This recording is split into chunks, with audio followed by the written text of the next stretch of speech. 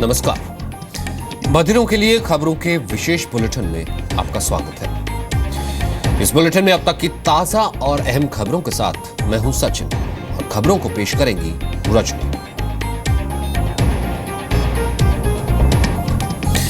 कावेरी जल विवाद पर आज सुप्रीम कोर्ट ने नए आदेश दिया। नए आदेश के बाद कर्नाटक और तमिलनाडु में हिंसा भड़क गई है। बेंगलुरु में प्रदर्शनकारियों ने वाहनों में तोड़फोड़ की, कुछ को आग के हवाले कर दिया। मेट्रो और बस सेवा को भी रोक दिया गया है। वहीं तमिलनाडु में कर्नाटक के लोगों की प्रॉपर्टी को निशाना बनाया जा रहा है। तमिलनाडु की मुख्यमंत्री जयललिता ने उच्च अधिकारियों के साथ बैठक की है। एहतियात के तौर पर चेन्नई में कन्नड़ स्कूलों की आधे दिन की छुट्टी कर दी गई है। कावेरी जल विवाद पर सुप्रीम कोर्ट ने अपने 5 सितंबर को दिए गए आदेश में संशोधन किया है। नए आदेश के तहत सुप्रीम कोर्ट ने कर्नाटक को आदेश दिया है कि वो 20 सितंबर तक तमिलनाडु को रोज 12,000 क्यूसेक पानी दे। सुप्रीम कोर्ट ने पहले 15,000 क्यूसेक पानी रोज तमिलनाडु को देने का आदेश दिया था। कर्नाटक ने इस आदेश को रद्द करने की मांग की, जिसे कोर्ट ने नहीं माना। कर्नाटक सरकार 6 सितंबर से तमिलनाडु को रोज 15,000 क्यूसेक पानी दे रहा है। हालांकि कोर्ट के इस आदेश का काफी विरोध हो रहा है। जम्मू के पुंछ में पिछले करीब 32 घंटे से सुरक्षा बलों और आतंकियों के बीच मुठभेड़ जारी है। सुरक्षा बलों ने अब तक 4 आतंकियों को मार गिराया है, जबकि एक पुलिसकर्मी भी शहीद हो गया। पुंछ के अल्लापीर इलाके में मिनी सचिवालय की अंडर कंस्ट्रक्शन बिल्डिंग में कुछ और आतंकी छिपे हुए हैं। आज सुबह सुरक्षा बलों के साथ इनकी मुठभेड़ फिर शुरू हुई है। पुंछ और हंदवाड़ा में कल से अब तक घुसपैठ कर रहे 8 आतंकी मारे जा चुके हैं। कल से जो है उग्रवादियों के साथ एनकाउंटर चल रहा है और अभी सूचना में ये मिली है कि 4 जो उग्रवादी हैं उनको हमने न्यूट्रलाइज कर दिया है और अभी भी जो है ऑपरेशन जो है वो चल रहा है, इन प्रोग्रेस है। एक बिल्डिंग है, उस बिल्डिंग के जो टॉप फ्लोर में है जो एनकाउंटर चल रहा है और इन चीज़ों को टाइम लगता है और हमें उम्मीद है कि हम इसको भी न्यूट्रलाइज कर पाएंगे। जाकिर नाइक के एनजीओ से 50 लाख का चंदा लेने के विरोध में बीजेपी ने कांग्रेस के खिलाफ प्रदर्शन किया है।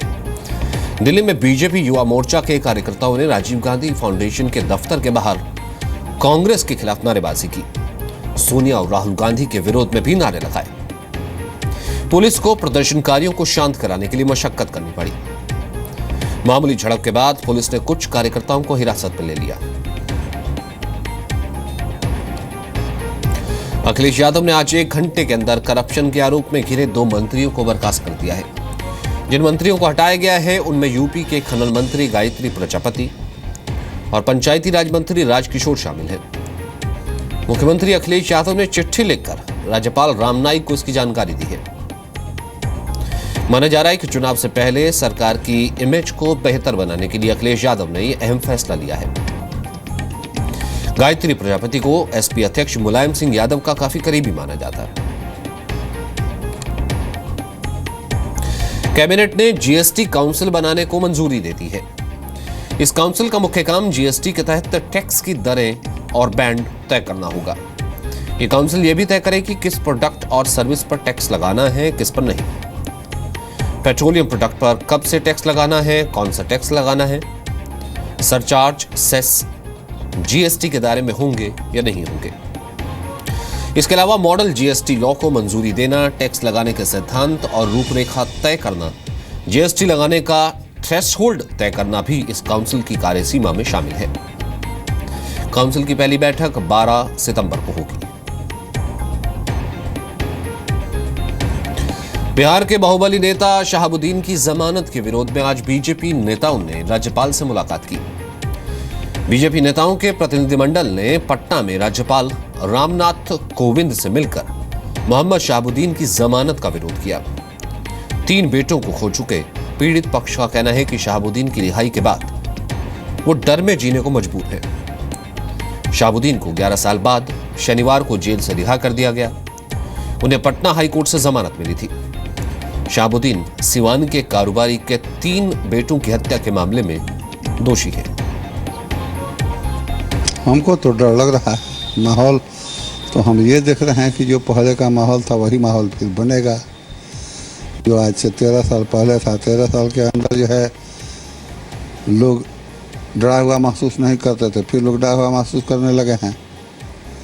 यह प्रभाव उसी रोज से पड़ने लगा है जिस रोज जो है ये लोग सुने हैं कि वो आ रहे हैं। यूपी के मुजफ्फरनगर में बीजेपी विधायक कपिल देव अग्रवाल पर मिर्ची पाउडर से हमला हुआ है।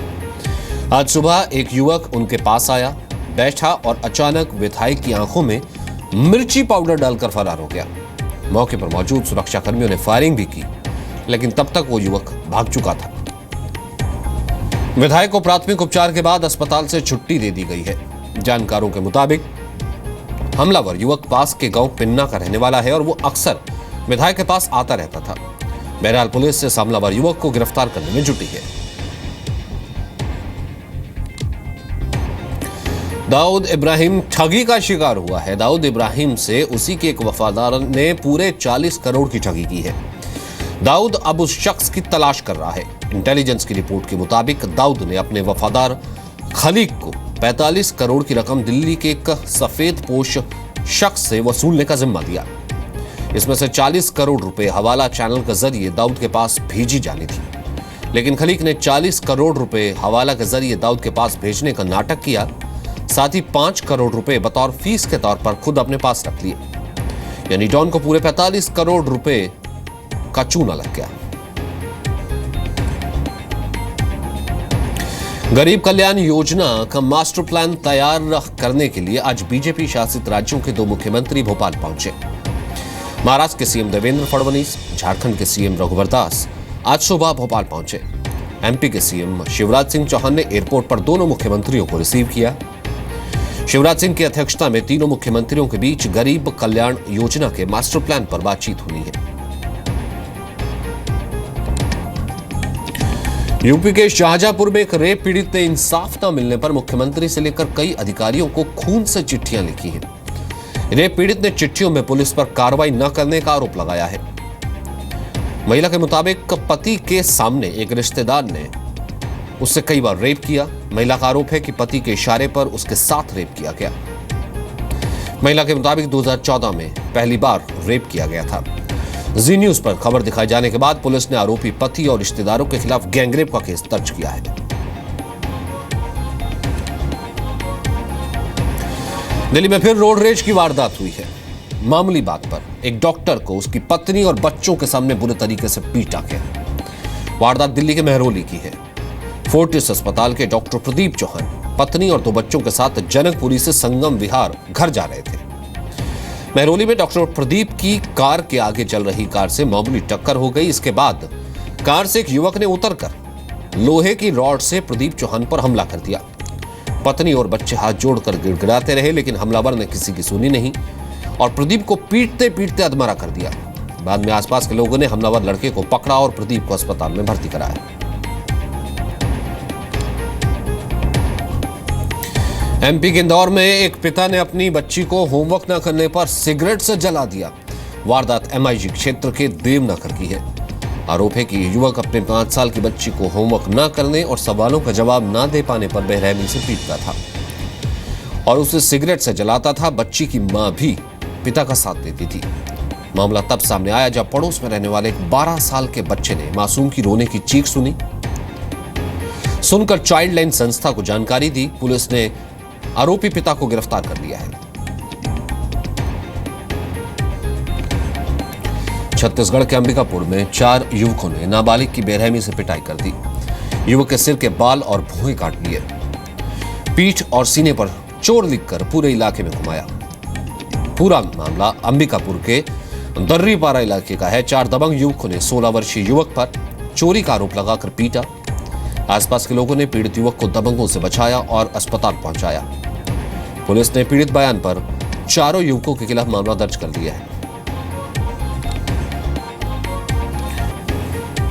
दिल्ली में कल समाजवादी पार्टी सांसद अमर सिंह ने राज्यसभा सांसद डॉक्टर सुभाष चंद्रा के सम्मान में एक डिनर का आयोजन किया। डॉक्टर सुभाष चंद्रा के राज्यसभा चुने जाने पर इस डिनर का आयोजन किया गया था। डिनर में समाजवादी पार्टी के अध्यक्ष मुलायम सिंह यादव भी मौजूद थे।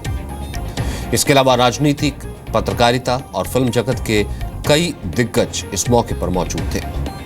इस मौके पर डॉक्टर सुभाष चंद्रा की खूबियों पर बात हुई। डॉक्टर चंद्रा ने भी मुलायम सिंह यादव और अमर सिंह समेत वहां मौजूद लोगों का शुक्रिया अदा किया। न्यूजीलैंड के खिलाफ टेस्ट खेलने वाली टीम इंडिया का ऐलान हो गया है। शार्दुल ठाकुर और स्टुअर्ट बिन्नी को टीम में नहीं रखा गया है। इसके अलावा बाकी टीम वही है जो वेस्टइंडीज दौरे पर गई थी। रोहित शर्मा भी उनको टीम में जगह मिली है। न्यूजीलैंड के साथ 3 टेस्ट की सीरीज 22 सितंबर से 12 अक्टूबर तक होगी।